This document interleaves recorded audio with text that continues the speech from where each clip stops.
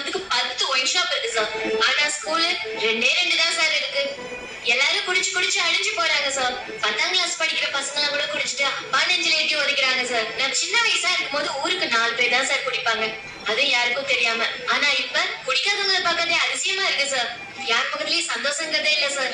குடிச்சு குடிச்சு குரங்கு மாதிரியும் தேவாங்க மாதிரியும் தான் சார் இருக்காங்க. முக்காவாசி வீட்டுல பொம்பளைங்க ஒழிச்சுதான் சார் புள்ள குட்டிய படிக்க வைக்கிறாங்க, சோறு போடுறாங்க. பொம்பளைங்க தாலி எடுத்து அரசாங்கம் லாபம் பார்க்கலாமா சார்?